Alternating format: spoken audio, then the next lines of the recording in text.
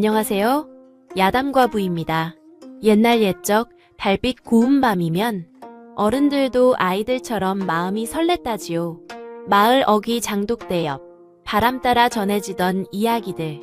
이곳은 잊혀진 옛 이야기를 다시 불러오는 곳. 저희 야담과부와 함께 조선의 뒷골목에서 속삭이던 비밀 이야기. 지금부터 들려드릴게요. 이야기 시작합니다. 전라도 깊은 산골, 옹달샘 마을 이야기입니다. 이 마을 뒤편 산중턱에는 20해 전부터 혼자 사는 노파가 있었습니다. 저 할멈은 말이여 어디서 왔는지도 모르고 누구와도 말을 안 섞으신다네. 혹시 무슨 죄를 짓고 도망친 게 아닐까? 하지만 아무도 감히 물어보지는 못했습니다. 어느 가을 저녁, 마을의 서당 훈장 민재가 집으로 돌아가던 중이었습니다. 갑자기 하늘이 시커멓게 변하더니 무서운 태풍이 몰려왔지요. 빗소리가 귓전을 때렸고 바람은 나무를 휘어잡아 꺾을듯 울부짖었습니다. 민재는 어둠 속에서 길을 잃고 그만 진흙탕에 미끄러져 넘어졌습니다. 이대로는 얼어 죽겠구나. 그때 어둠 속에서 희미한 불빛이 보였습니다. 민재는 마지막 힘을 다해 기어 올라갔지요. 낡은 움막 앞, 민재는 떨리는 손으로 문을 두드렸습니다. 저기, 다 살려주시오. 문이 삐걱 열렸습니다. 70은 넘어 보이는 노파가 등불을 들고 서 있었습니다. 주름진 얼굴과 달리 눈만은 이상할 정도로 예리했지요. 들어오시게. 움막 안은 깨끗했지만 쌀쌀했습니다. 벽 한쪽에 먼지 쌓인 자수틀이 있었고 새빠른 비단 주머니들이 걸려 있었지요. 노파는 말없이 마른 옷과 따뜻한 죽을 내왔습니다. 고맙습니다. 할머님, 큰 은혜를 입었습니다. 먹게. 민재가 죽을 떠먹는데 밥상의 무채가 눈에 들어왔습니다. 신기하게도 모두 똑같은 크기로 잘려 있었지요. 마치 자로 잰 듯 정확했습니다. 민재는 노파의 손을 보았습니다. 손가락 끝마다 바늘 자국이 무수히 박혀 있었지요. 할머님께서는 원래 어떤 일을 하셨습니까? 묻지 말게. 실례를 무릅쓰고 여쭙건대 할머님께서는 혹시 누군가를 잃으셨습니까? 성년의 손이 잠시 멈췄습니다. 어찌 알았나? 제 어머니도 제가 어릴 적에 돌아가셨습니다. 할머님 눈빛에서 같은 슬픔이 보입니다. 성년은 한참을 민재를 바라보았습니다. 그러다 천천히 입을 열었지요. 딸일세. 내 하나뿐인 딸을 잃었네. 얼마나 오래되셨습니까? 20해. 아니, 20해하고도 석 달이 더 되었구나. 그녀의 목소리에는 세월이 지나도 아물지 않은 상처가 배어 있었습니다. 매일 그리우시겠습니다. 매일 밤 이 향을 피우며 기억하네. 그 아이의 얼굴을, 목소리를, 웃음소리를 잊지 않으려 애쓰지. 민재는 가슴이 먹먹해졌습니다. 더 이상 묻지 않았지요. 밤이 깊어갔습니다. 민재가 방에 누워있는데 안채에서 희미한 소리가 들려왔습니다. 미안하구나, 수진아. 어미가 너를 지키지 못해서 정말 미안하구나. 그 목소리는 너무나 처절했습니다. 민재는 눈을 감았지만 잠들 수 없었지요. 다음날 아침, 민재가 밖으로 나가니 성년은 움막 뒤편에서 일하고 있었습니다. 할머님, 제가 도와드리겠습니다. 괜찮네. 민재가 약초밭을 보니 보통 풀들이 아니었습니다. 귀한 약재도 있었고 독초로 보이는 것도 있었지요. 이 많은 약초들을 할머님께서 모두 아십니까? 오래 다루다 보니 조금 알게 되었네. 보통 분이 아니시군요. 혹시 의원이셨습니까? 의원은 아니었네. 다만 그때였습니다. 성년이 검은 뿌리 하나를 조심스럽게 들어 올렸습니다. 그리고 붉은 천으로 정성스럽게 싸서 따로 보관했지요. 저것은 무슨 약초입니까? 자네가 알 필요 없는 것일세. 민재는 더 묻지 않았습니다. 하지만 그 검은 뿌리에서 이상한 기운이 느껴졌지요. 오늘 안으로 떠나시게. 예. 하지만 아직 비가. 더 이상은 머물 수 없네. 그리고 성녀는 안채를 가리켰습니다. 저 방에는 절대 들어가지 말게. 약속하시게. 알겠습니다. 바로 그 순간 산 아래에서 요란한 소리가 들려왔습니다. 이 산은 이제 관아 소유다. 모두 비켜라. 민재와 성년이 밖으로 나가니 화려한 옷을 입은 젊은 여인이 말을 타고 올라오고 있었습니다. 뒤로 포졸 서넛이 따라왔지요. 저건 새로 부임한 현감의 딸. 서연, 아십니까? 소문으로만 들었지. 아비보다 더 악독하다는. 서연이 말에서 내렸습니다. 비단옷이 바스락거리는 소리가 산 공기를 가르며 울렸지요. 쯧쯧. 이런 누추한 곳에 사람이 산다니. 이년아, 이 산이 이제 누구 것인지 아느냐? 모르겠네. 감히 대꾸도 안 해? 귀가 먹었나?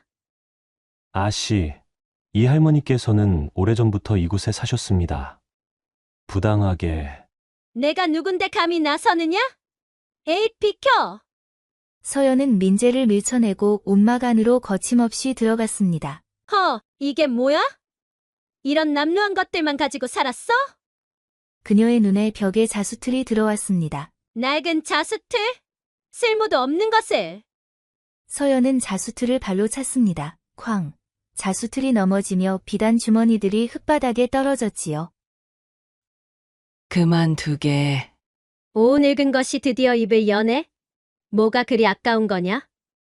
민재가 슬쩍 성년을 보니 그녀의 주먹이 하얗게 질릴 정도로 꽉 쥐어져 있었습니다. 저 방에는 뭐가 있느냐? 혹시 재물이라도 숨겨놨나? 그것만은 안 돼. 호, 뭐가 숨겨져 있길래 이리 호들갑이냐? 내가 직접 봐야겠구나. 제발, 거긴 안 돼. 하지만 서연은 이미 안채로 성큼성큼 걸어가고 있었습니다. 에! 삐걱, 문이 벌어지며 안채가 드러났습니다. 그 순간 무언가 바닥에 떨어지는 소리가 났지요. 탁, 작은 위패였습니다. 사랑하는 딸 수진의 영혼이여 라고 적혀 있었습니다. 뭐야? 죽은 자식 위패. 크크, 자식도 제대로 못 키운 년이 뭘 그리 호들갑을. 그 순간이었습니다. 성년의 눈빛이 완전히 변했습니다. 20해 동안 눌러 참아왔던 것이 칼날처럼 뿜어져 나왔지요. 민재는 등골이 오싹했습니다.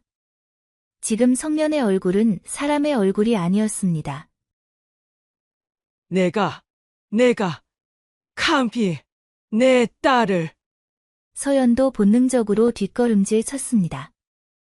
하지만 그녀는 허세를 부렸지요. 뭐야? 늙은 것이 눈을 부라리고 있네. 야! 너희들 전년을 당장 잡아야! 하하. 하지만 아씨, 관가를 모욕했다. 당장 끌고 가지 못할까? 포졸들이 어쩔 수 없이 다가왔습니다. 성년은 천천히 위패를 주워 들었습니다. 떨리는 손으로 조심스럽게 먼지를 털어내고 제자리에 모셨지요. 미안하구나, 수진아. 어미가 또.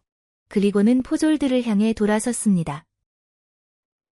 가세 따라가겠네. 할머님, 이건 부당합니다. 제가 증인으로. 괜찮네. 젊은이. 성년은 민재에게 다가가 작은 옥주머니를 쥐어주었습니다. 한양 상의원으로 가게. 김 상궁을 찾아. 이것을 보여주고 부탁하게. 상의원이라뇨? 자네가 궁금해하던 것. 나는 한때 대궐 사람이었네. 그것만 알면 되네. 성년은 끌려가면서도 한 번도 뒤를 돌아보지 않았습니다. 민재는 손에 쥔 옥주머니를 펼쳐보았습니다. 용무늬 아래 작은 글씨가 새겨져 있었지요. 상의원 수침선비 성년. 수침선비. 그렇다면 할머님께서는. 민재는 움막 안으로 뛰어들어갔습니다. 무언가 단서가 있을 것 같았지요. 넘어진 자수틀을 일으켜 세우던 중 틀 안쪽에 비단천이 숨겨진 것을 발견했습니다.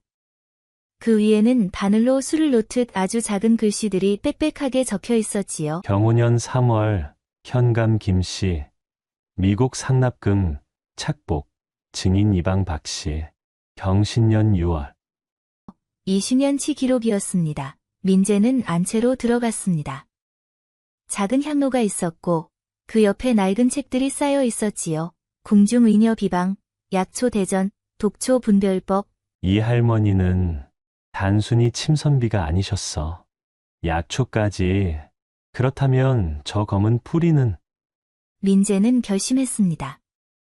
비단천과 옥주머니를 챙겨 즉시 한양으로 달려가기로. 과거 회상 그 사이 옥에 갇힌 성년의 기억은 20해 전 그날 밤으로 돌아가고 있었습니다. 불타는 소리, 사람들의 비명. 수진아, 수진아, 어디 있느냐? 그날 밤 중전마마의 처소에 갑자기 불이 났었습니다. 사방에서 불길이 치솟았지요. 불이야, 불이야. 수진이를 봤느냐? 내 딸을. 안에 아직 사람이 있어요. 성년은 미친 듯이 불 속으로 뛰어들었습니다. 수진아, 대답해라. 어미가 왔다. 어마마, 무서워요. 다리가 움직이질 않아요. 기다려라. 어미가 지금 간다. 무너지는 소리. 어마마, 사랑해요. 수진아, 수진아. 성년이 딸을 끌어안았을 때는 이미 늦었습니다. 수지는 눈을 감고 있었지요. 성년의 손목에는 화상이 깊게 패였지만 그녀는 아픔조차 느끼지 못했습니다. 깨어나거라. 제발, 수진아. 나중에 안 사실이었습니다. 그 불은 사고가 아니었지요. 후궁들 사이의 권력 다툼, 중전마마를 모함하기 위해 누군가 일부러 지른 불이었습니다. 범인을 찾아야 해. 반드시. 하지만 궁궐은 진실을 묻었습니다. 아무도 말하려 하지 않았지요. 성년 상궁, 그만두십시오. 궁궐에서 진실은 내 딸이 죽었어. 내 딸이. 성년은 더 이상 궁궐에 있을 수 없었습니다. 딸의 죄를 품에 안고 모든 것을 버리고 떠났지요. 현재로 복귀옥에 갇힌 성년은 눈을 떴습니다. 수진아, 어미가 또 실패했구나. 뺨에 눈물이 흘러내리고 있었지요. 바로 그때 옥창 밖에서 소란이 들려왔습니다. 나리, 제발. 성년이 옥창 사이로 내다보니 한 여인이 관아 앞에 무릎 꿇고 있었습니다. 어린아이를 데리고 있었지요. 저희 남편이 관아 공사를 하다 떨어져 죽었사옵니다. 제발 조금만이라도. 그것은 본인의 부주의 아니오. 관아에 무슨 책임이 있소? 제발. 먹고 살 길이 막막하옵니다. 시끄럽구나. 오히려 공사를 지연시킨 죄로 벌금을 내야 하는 것 아니냐. 벌금이라뇨? 탁. 서연은 동칠 아내의 뺨을 후려쳤습니다. 천한 것이 감히 관가에서 울음소리를 내느냐. 여인의 입술이 터져 피가 흘렀습니다. 어린아들이 달려와 어머니를 부축했지요. 어머니! 성년은 그 광경을 지켜보았습니다. 그녀의 눈에서 모든 망설임이 사라졌습니다. 손을 꽉 쥐었다가 천천히 펼쳤지요. 용서할 수 없구나. 이번에는 반드시. 그날 밤 성년은 포졸 하나를 조용히 불렀습니다. 젊은이, 할멈, 무슨 일이십니까? 부탁이 하나 있네. 내 움막 대들보 밑에 붉은 천 보자기가 있네. 그것만 가져다 줄 수 있겠나? 하지만 그건 죽기 전에 마지막으로 보고 싶은 것일세. 평생 간직해온 것이네. 포졸은 할머니의 눈빛에 차마 거절할 수 없었습니다. 그날 밤 그는 약속대로 붉은 천 보자기를 가져왔지요. 여기 있습니다. 할멈, 고맙네. 젊은이, 큰 은혜일세. 포졸이 돌아간 후 성년은 보자기를 조심스럽게 풀었습니다. 그 안에는 검은 뿌리가 들어 있었지요. 성녀는 그것을 손에 들고 오래된 기억을 떠올렸습니다. 흑삼근, 사람을 죽이지는 않지만 사흘 동안 온몸을 마비시키는. 그녀는 잠시 망설였습니다. 딸의 위패를 떠올렸지요. 수진아, 어미가 만약 이 독을 쓴다면, 만약 사람을 죽인다면 너도 슬퍼하겠지. 한참을 고민하던 성년이 결심한 듯 고개를 끄덕였습니다. 죽이지 않겠다. 다만 죄값을 치르게 할 뿐이다. 다음 날 아침, 동칠의 아내가 옥바라지를 위해 성년에게 음식을 가져왔습니다. 할멈, 드시라고 가져왔습니다. 자네가 어제 그 과부로구나. 예, 저희 남편이 떨어져서. 앉게. 잠시 이야기를 나누세. 동칠 아내가 옆에 앉자 성년이 조용히 물었습니다. 자네, 복수하고 싶은가?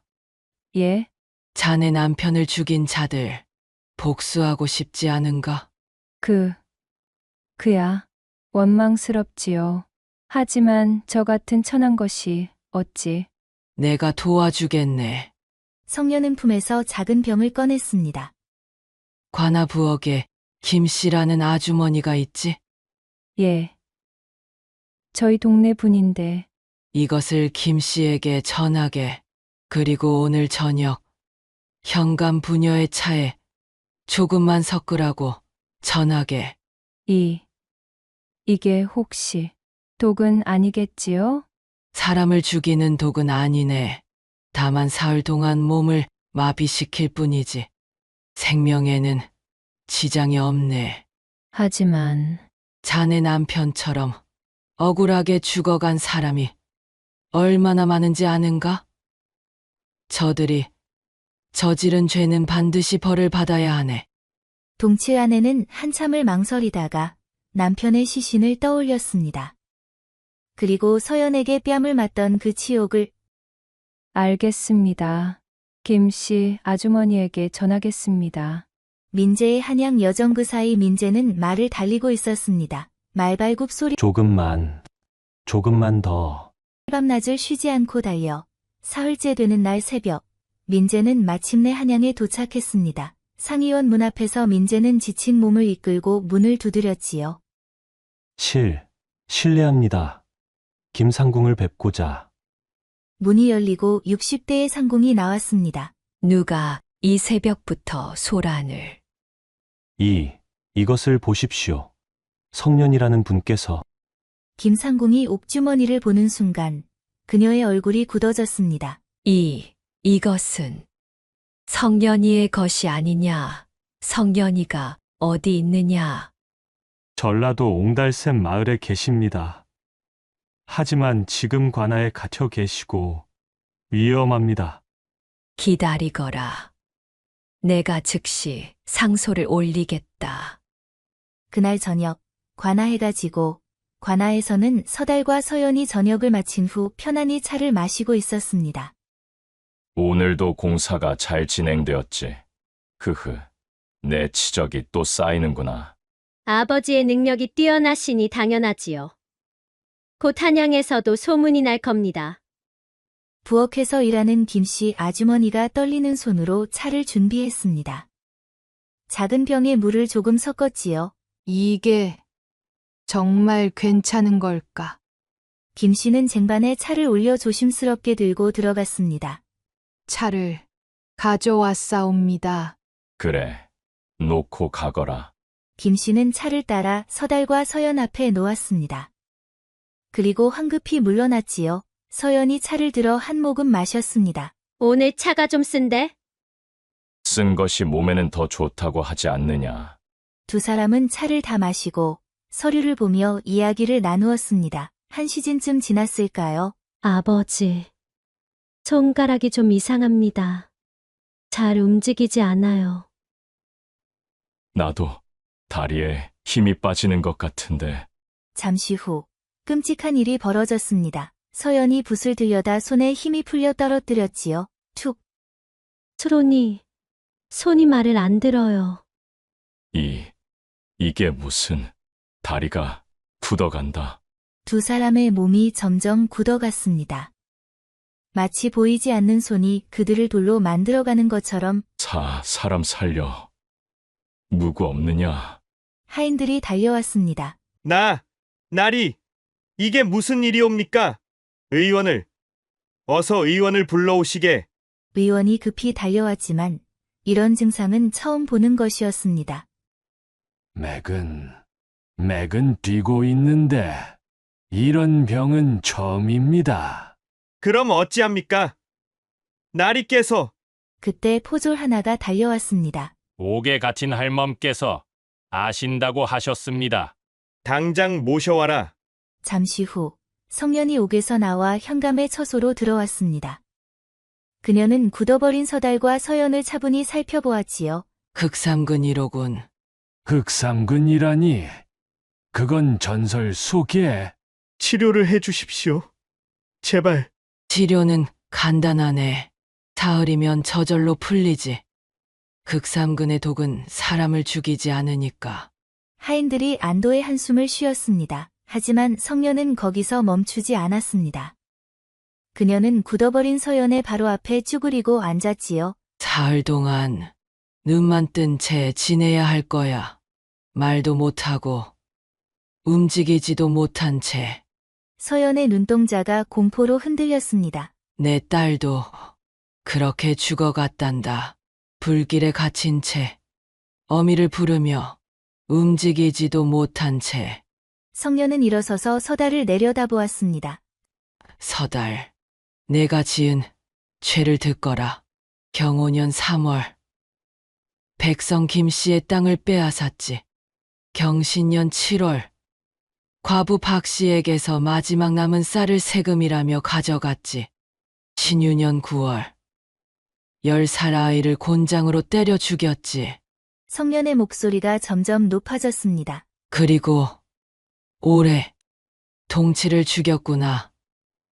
멀쩡한 사람을 공사에 내몰아 떨어뜨려 죽이고 그 아내를 모욕했지. 성년은 서연을 향해 돌아섰습니다. 서연, 너는 더 악독하구나. 내 손에 맞아 피 흘린 여인이며 진지 않으냐? 내 말 한마디에 가족을 잃은 이가며 진지 않으냐? 성년은 품에서 작은 천 조각을 꺼냈습니다. 딸 수진의 옷 조각이었지요. 그리고 너는 어제 내 딸의 영혼을 짓밟았구나. 20해 동안 내가 지켜온 내 딸의 마지막을.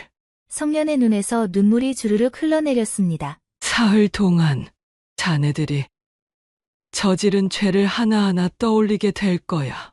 그리고 뉘우치게 될 거야. 바로 그 순간이었습니다. 관아 밖에서 요란한 소리가 들려왔지요. 암행어사 출두여! 관아 문이 벌컥 열렸습니다. 암행어사 박문수가 말마패를 들고 성큼성큼 들어왔습니다. 그 뒤로 민재와 한양의 관군들이 우르르 따라 들어왔지요. 전라도 옹달샘 현감 서달, 그리고 그대의 딸 서연, 너희가 저지른 죄를 묻겠다. 성년은 천천히 돌아섰습니다. 박문수는 그녀를 보고 정중히 허리를 숙였지요. 옛 상의원 수침 선비 성년 어르신, 고초가 많으셨습니다. 마땅한 일을 했을 뿐이네. 어사 나리, 이것이 증거입니다. 민재가 비단천을 펼쳤습니다. 바늘로 술을 노트 새겨진 작은 글씨들이 가득했지요. 이것은 20해 동안 매일 밤 기억을 맑게 하는 향을 피우며 이 고을에서 벌어진 부당한 일들을 기억했네. 그리고 하나하나 기록했지. 바늘로. 이 천에는 20년간 이 고을에서 벌어진 모든 부정부패가 기록되어 있습니다. 박문수는 굳어버린 서달과 서연을 내려다보았습니다. 서달, 서연, 너희의 죄는 이미 밝혀졌다. 사흘 후 몸이 풀리는 즉시 한양으로 압송될 것이다. 굳어버린 두 사람은 눈동자만 굴리며 공포에 떨고 있었습니다. 밖에서 마을 사람들이 하나둘 모여들기 시작했지요. 드디어 정의가 섰구나. 성년 할멈께서 우리를 구해주셨어. 동칠의 아내가 어린 동이를 데리고 성년에게 다가왔습니다. 할멈, 저희 남편의 원한을 고맙습니다. 원한이 풀린 게 아니네. 다만 정의가 바로 선 것일 뿐이지. 어린 동이가 성년 앞에 무릎을 꿇었습니다. 할머님, 저는 복수하고 싶었어요. 저 나쁜 사람들을 벌하고 싶었어요. 그랬구나. 하지만 할머님 말씀을 들으니 복수는 또 다른 복수를 낳는다고. 그래서 동이는 눈물을 닦았습니다. 저는 할머님처럼 사람을 살리는 사람이 되고 싶어요. 좋은 마음이구나. 민재와 함께 배우도록 하여라. 박문수가 성년에게 다가왔습니다. 어르신, 상의원에서 어르신을 다시 모시고 싶어 합니다. 한양으로 함께 가시지 않겠습니까? 고맙지만 사양하겠네.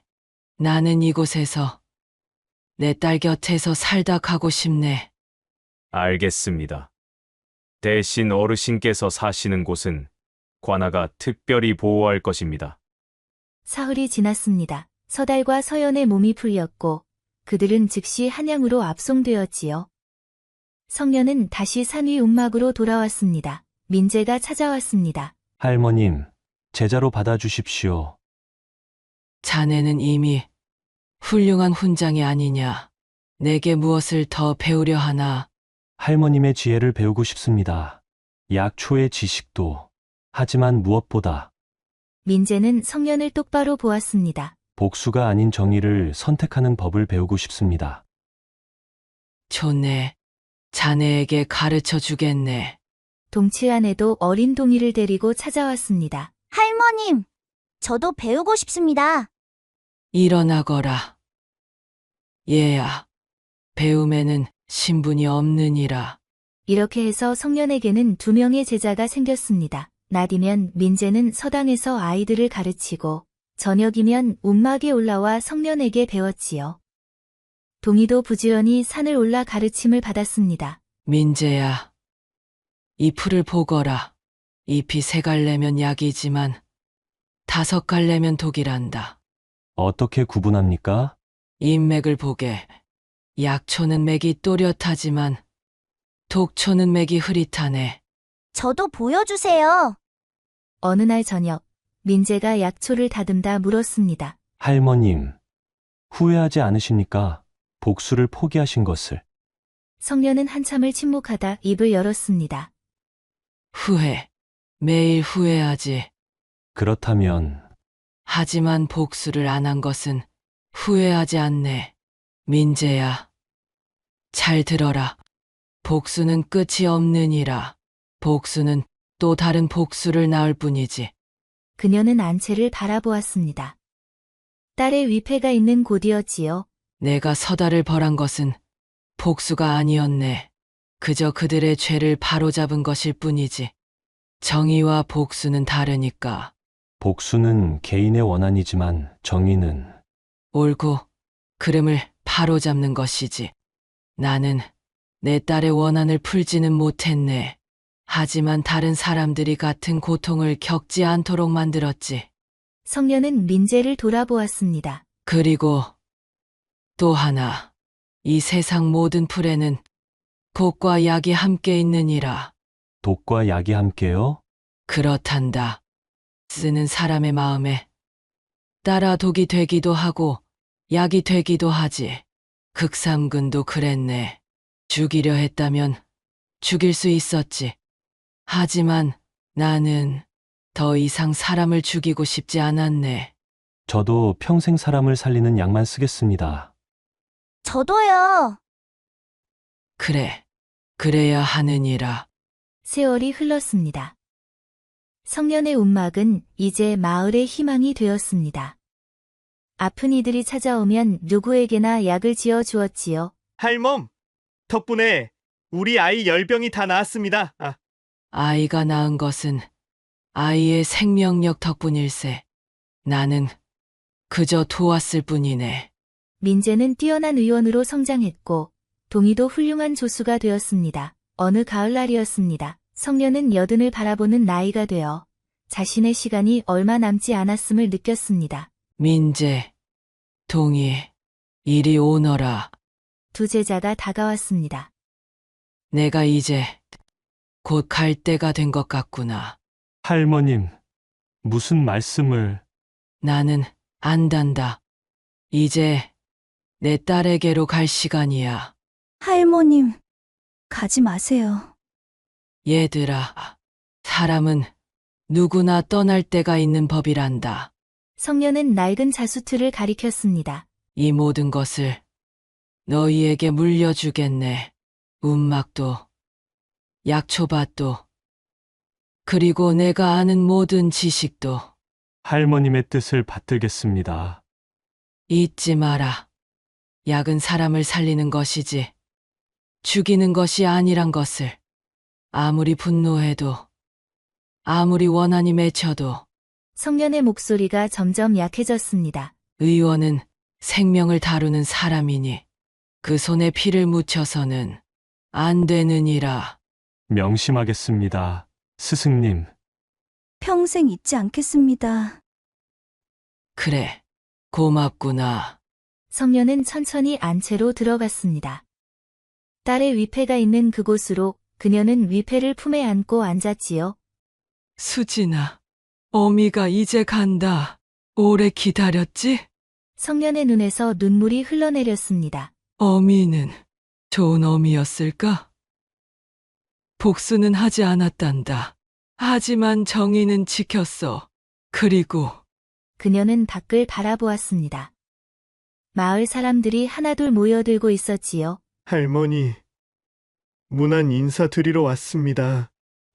모두 들어오거라. 마을 사람들이 안채 앞에 모였습니다. 성년이 살린 사람들, 성년에게 배운 사람들, 성년 덕분에 정의를 되찾은 사람들이었지요. 할머니, 평생 고마웠습니다.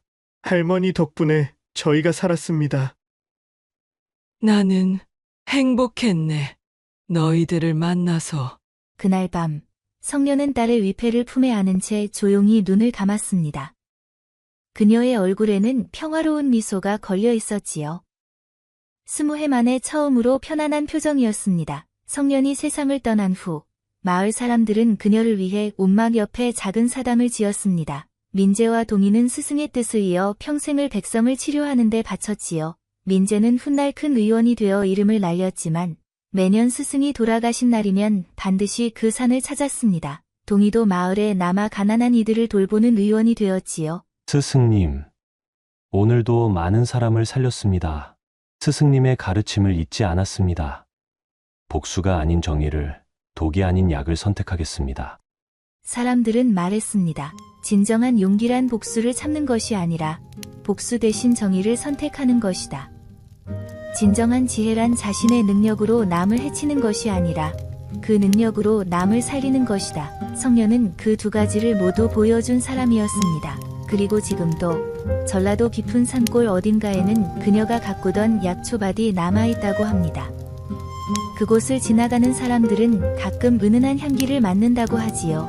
그것은 성년이 매일 밤 피우던 향, 기억을 맑게 해주고 마음을 깨끗하게 해주는 그 향이라고 합니다. 이것이 바로 과거를 숨기고 산골에 숨어 살던 노인의 이야기입니다. 복수를 버리고 정의를 택한 한 여인, 그리고 그 정의가 세상을 바꾼 이야기였습니다. 오늘 이야기는 여기까지입니다. 건강하시고 늘 평안하시길 기원합니다.